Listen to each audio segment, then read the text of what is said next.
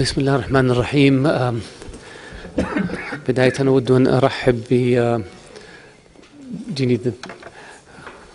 أن أرحب بزميلي وصديقي معالي السيد جون كيري وزير خارجية الولايات المتحدة في زيارته للمملكة العربية السعودية، والذي كانت زيارة من جهة ثنائية قابل فيها سيدي خادم الحرمين الشريفين وسيدي صاحب السمو الملكي الأمير محمد بن نايف ولي العهد نائب رئيس مجلس وزراء وزير الداخلية، وسيقابل بعد هذا الاجتماع بمشيئة الله سيدي صاحب السمو الملكي الأمير محمد بن سلمان ولي العهد النائب الثاني رئيس مجلس وزراء ووزير الدفاع. كما أجرينا مباحثات ثنائية تطرقنا إلى المواضيع ذات الاهتمام المشترك بين البلدين، سواء الأوضاع في المنطقة، في سوريا، في العراق، في اليمن، الأوضاع في ليبيا، عملية السلام في الشرق الأوسط، الإرهاب والتعاون القائم بين البلدين. كما تطرقنا إلى الأمور التجارية والاقتصادية ورغبة وحرص القيادات في البلدين في تعزيزها في كل المجالات. ثم عقدنا اجتماع اللجنة الرباعية بحضور معالي وزير خارجية عمان ومعالي المندوب الخاص المبعوث الخاص لأمين عام الأمم المتحدة. وطبعا اللجنة الرباعية مكونة من المملكة العربية السعودية ودولة الإمارات العربية المتحدة والولايات المتحدة وبريطانيا، وبحثنا كيفية دفع عملية السلام في اليمن إلى الأمام، وخرجنا ببيان مشترك يركز على مرجعية هذه الجهود، وهي المبادرة الخليجية ومخرجاتها وآليات تنفيذها ومخرجات الحوار الوطني وقرار مجلس الأمن 2216. كما بحثنا أكدنا على أهمية الاتفاق وشمولية الاتفاق فيما يتعلق بانتقال السلطة وفيما يتعلق بالجانب الأمني وكيفية وفترة الزمن بالنسبة لتطبيق هذه الأمور. فكان الاجتماع مثمر وبناء ولله الحمد. وهذا، والآن أود أن أترك الكلمة لزميلي وصديقي السيد جون كيري. شكرا.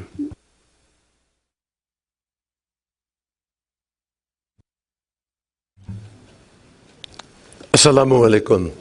Let me say how pleased I am to be back in Riyadh, and I'm particularly happy to be here with my friend, the Foreign Minister, Adil al-Jabir, and I want to thank him for his very warm welcome. We had as solid a discussion on a whole group of issues as he has just shared with all of you as we have ever had, and particularly I think the conversations with respect to Yemen were exactly what we wanted them to be, and they were very important. But before I quickly summarize that, let me begin by condemning today's horrific terrorist attack in Aden. And I want to express our deepest condolences to all of the families and loved ones of those who were killed or injured.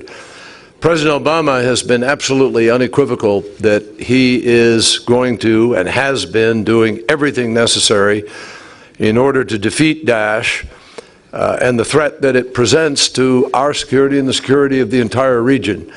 And we're proud that Saudi Arabia is one of the leading countries in a coalition that has been focused on destroying Daesh. We're moving methodically and decisively to take back territory, and it is absolutely clear to any observer that Daesh is on the path to defeat. Now, it's no secret there's a great deal going on right now in the region and in the world. And in turbulent times, it is good to have solid friends. And that's why the United States partnership with Saudi Arabia is frankly so valuable. This is my last visit, probably, to Saudi Arabia, almost certainly as Secretary of State. And I want to underscore that the relationship between our countries remains strong in every dimension. It is a relationship that's been a priority for President Obama and myself.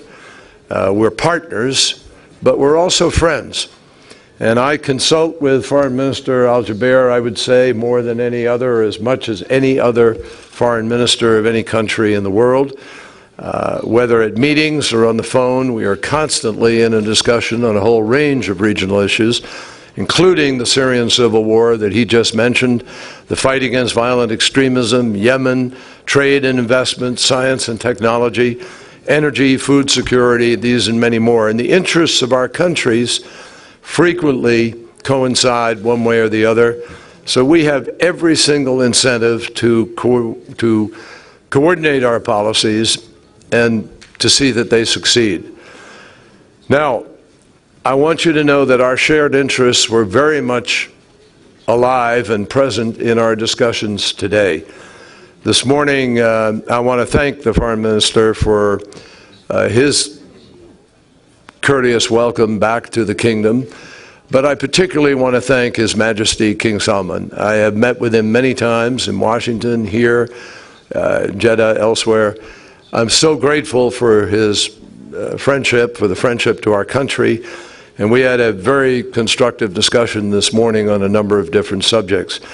I also want to thank the UN Special Envoy Ahmed and our counterparts from the United Kingdom, Sheikh Abdullah bin Zayed from the UAE and Yusuf bin Alawi from Oman, because the purpose of our meetings was to talk about the challenge of bringing the war in Yemen to a close and how to move forward with a plan to stop fighting and to negotiate a political settlement. That was the real urgency of today's meeting. And you can see from the humanitarian situation, which is dire and deteriorating rapidly, that it is urgent that we try to bring this war to a close, but we also need to bring it to a close in a way that protects the security of Saudi Arabia, that takes these missiles away from a threat to the border, that reduces the capacity for terrorists to come into the country and assault people, kill people in their villages. Already we know that some 10,000 people have been killed or injured and some 3 million Yemenis displaced by this war. And food shortages are bringing the country to the brink of famine. More than 70% of Yemen's population is in urgent need of humanitarian assistance. And unfortunately, the humanitarian response plan remains only about 58% funded. So the United States will continue to work with our friend Saudi Arabia and with the Emirates and other countries in order to try to meet the security needs, find the path to peace, and we intend to do that with as much energy as possible. The failure to achieve a lasting cessation of hostilities is disturbing to all of us. Today, in our discussions, we laid out a way that we think we can proceed to get to, hopefully, a cessation that has been well planned, well structured, and we urge the parties today to come back to the table and to negotiate that.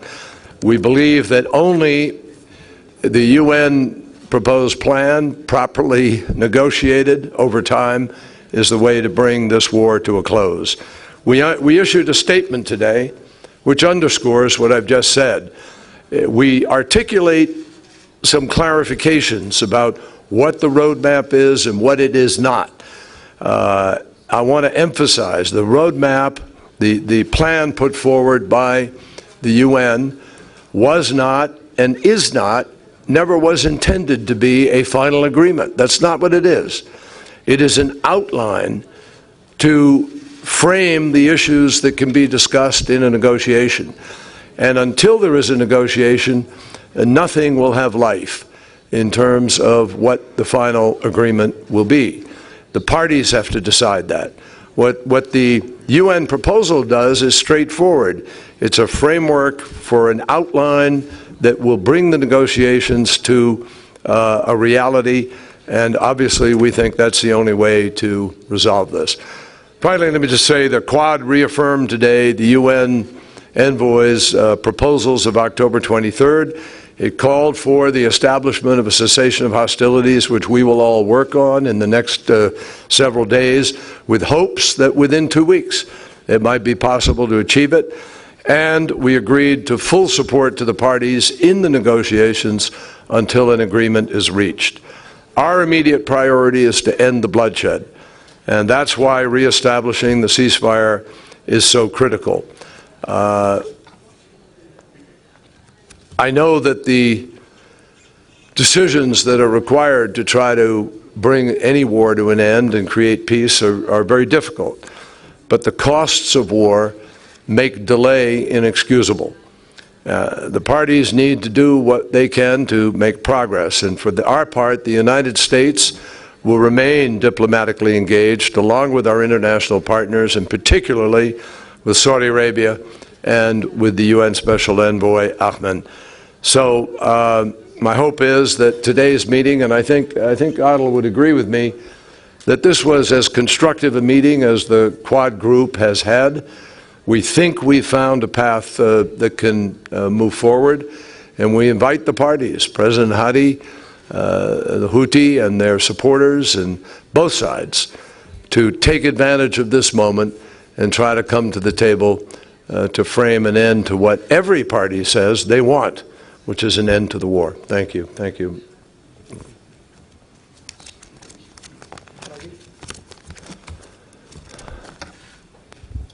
السلام عليكم ورحمة الله وبركاته. أرحب بمعالي الوزير السعودية عادل الجبير ومعالي وزير الخارجية الامريكي جون كيري. سؤالي لمعالي الوزير كيري، لا أحد يشك في العلاقة السعودية الامريكية وأنها ضربت بجذورها في أعماق التاريخ، وهناك توافق في الجوانب السياسية وتبادل تجاري وعلى كافة المستويات، إلا أنه لوحظ هناك تعطيل في مشروع بيع الأسلحة للمملكة العربية السعودية. ما السبب في ذلك؟ هذا من جانب. والشق الثاني في السؤال الأزمة اليمنية، الكل يعلم أن إيران تقف خلفها وتقف خلف الكثير من الأزمات في الخليج والمنطقة العربية، إن كان في العراق أو في سوريا أو في البحرين أو حتى في المملكة العربية السعودية من خلايا تجسس تابعة لها تم محاكمتها. أليس هناك توجه دولي لإيقاف إيران عند حدها، لأنها تسعى لإحداث فوضى وقلاقل ومشاكل في الكثير من الدول، وهي تعيش آمنة مطمئنة في ظل تشرد الشعوب العربية سواء في سوريا أو في العراق؟ شكرا.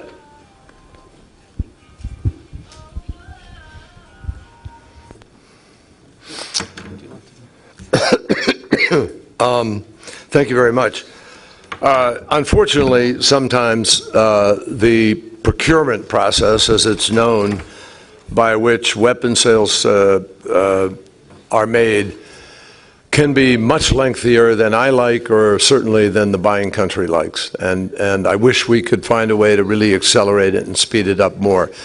It has to go through a long evaluation. As the foreign minister knows, you have to calculate a certain period of time before which it happens. Now, I think this got more delayed than it should have. I regret that. As the foreign minister knows, I've worked very hard to accelerate it and try to move it forward. I believe in it. I support it.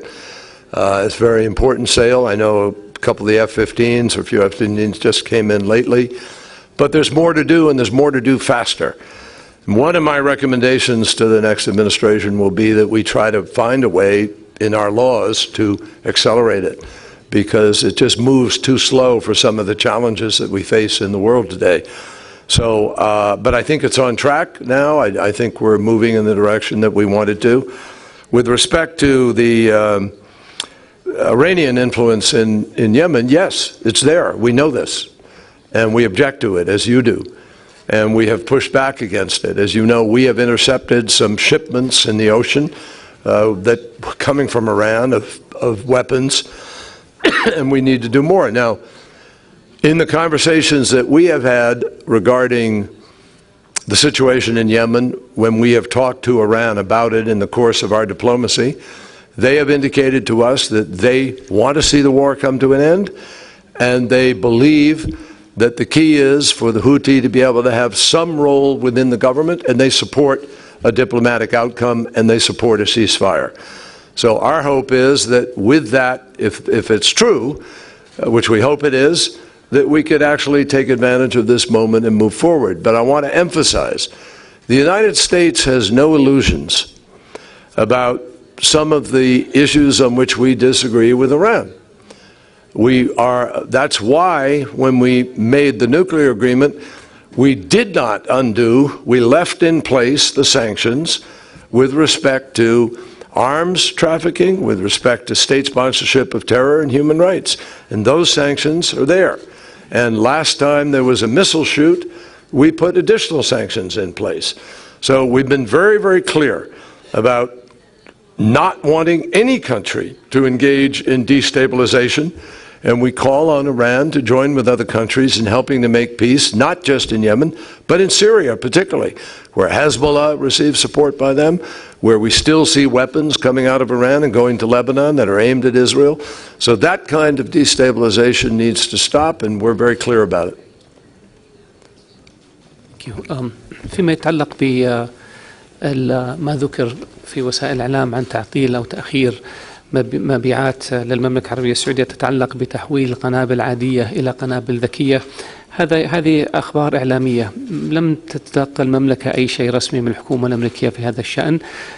وأيضا هذه الأخبار التي تم تسريبها تتناقض مع الواقع أنه في أي مرحلة الواحد يرغب أن يحول قنابل عادية إلى قنابل ذكية يكون أمرا مرحب فيه، لأن القنابل الذكية أكثر دقة من القنابل العادية. فإذا كان الهدف تقليص أي أضرار، فيفترض أنه يكون هدف توفير القدرات الذي تجعل القنابل تحول إلى قنابل ذكية، فلذلك الأمر هذا لا يتماشى مع المنطق.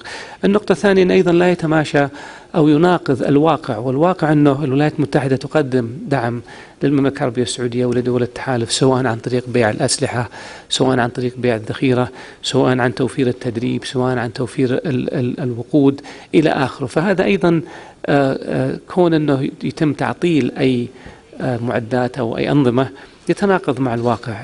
هناك حديث عن إجراءات لتقييم الأوضاع في أو عمليات دول التحالف، ولكن هذا الإجراء حسب معرفتنا ما شفنا أنه إجراء جاد أو إجراء عميق، كما أنه لم يتم التواصل مع دول التحالف فيما يتعلق بأي إجراء من هذا النوع. فأعتقد أنه قد تكون الأخبار الذي تم تسريبها مبالغ فيها، واعتقد أنه مسألة توقيت لإبلاغ الكونغرس عن المبيعات للمملكة العربية السعودية، وهذه كما ذكر معالي الوزير تتراوح فترة الإجراءات من نظام إلى نظام آخر. فيما يتعلق مع تدخلات إيران في المنطقة السلبية سواء في اليمن أو البحرين أو الخلايا في المملكة العربية السعودية أو في سوريا أو في العراق، أو دعمها للإرهاب أو إشعالها لفتن الطائفية أو الخطر اللي تشكله على حرية الملاحة في مضيق هرمز، هذه كلها نطالب العالم أن يتخذ إجراءات قوية لمنع إيران من القيام بأعمال مثل ذلك، وسنستمر في هذه المطالبات. Okay. Vivian, please. Yes, please. Vivian Nirheim from Bloomberg News. My question is for Mr. Jubair. The Wall Street Journal reported this weekend that Saudi Arabia is reevaluating its U.S. investments. Is this true? And you recently spent an extended visit in the United States. What was the purpose of that visit, and did you make any progress in rolling back JASTA? The Kingdom of Saudi Arabia has tremendously large investments in the United States, and we review those investments on a regular basis. There are issues that are associated with risk, but our objective is to increase those investments, not to decrease them. There was the issue of the IPO for Aramco that we're looking at talking or in touch with markets, whether it's in Hong Kong, in London, as well as in New York. And I believe that in order to make a decision on where the best market would be to launch the IPO, to do the IPO of Aramco, or if it should be more than one market. So that's still a work in progress. With regards to my time in the United States, it was to touch base with people, to get to know the policies or the positions of the new administration, to deal with the Congress and try to persuade them that there needs to be an amendment of the law that was passed, which is JASTA. We believe that the law which curtails sovereign immunities represents a grave danger to the international system. The issue of sovereign immunities has been a principle that has governed international relations since the Treaty of Westphalia in the 1600s.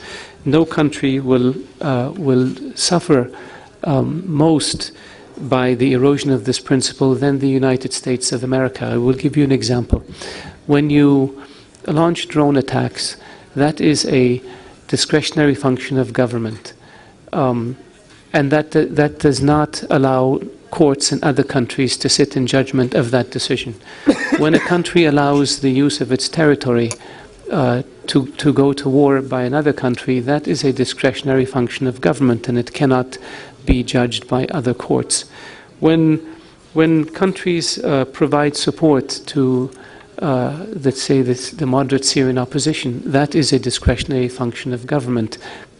Courts in one country cannot sit in judgment of those decisions. And so when I mentioned all of these areas, the country that has the biggest footprint in the world is the United States. And the United States is, by eroding this principle, opening the door for other countries to take similar steps, and then before you know it, international order becomes governed by the law of the jungle.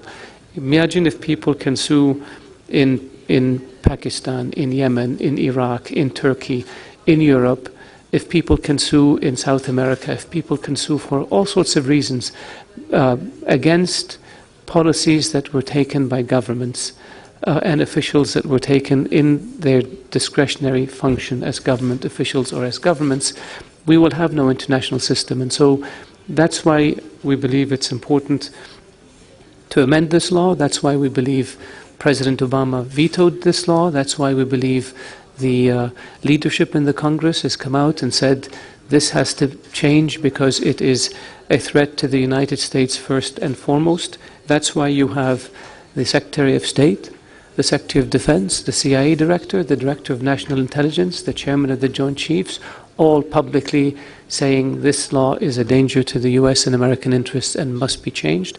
That's why you have former national security advisors and former military leaders taking the same position, and you have leaders in the Congress who feel the same way. So the question now becomes, how do you go about amending the law so that it does not undercut the international relations and the international order? We have had, I believe there are more than 90 countries in the world that have taken public positions against this law and urged that it be amended because of the danger it represents. You have the GCC, you have the Arab League, you have the Organization of Islamic Countries, 57 nations, you have the European Union, all of its members have publicly taken the position against this. You have China, you have Russia, you have other countries. So it's very clear that this is something that was not thought through. The unintended consequences were not thought through. The dangers it presents to the erosion of international relations and international law have not been thought through. And frankly, the fact that the country that will bear the highest price of any erosion of sovereign immunities is the United States. And I think, I don't want to speak for the United States when the Secretary of State is sitting next to me, but this is really the consensus view of everyone. Yeah, you didn't ask me, and I have we have to leave, but I just make a really quick statement. The Obama administration has great concern about the victims, and we will continue to find ways to help the victims of 9/11. But we are convinced that JASTA, as it was written, is a bad law. We were opposed to it. We remain concerned about its impact because we think there were ways to meet the needs of the victims without having a harmful effect on the long-established law and concept of sovereign immunity. So we are very concerned about it. We tried very hard to move on changing it, and we will continue to do that. Thank you. شكرا جزيلا. شكرا. آسفين بس لكن تأخرنا على موعد ثاني، فشكرا جزيلا.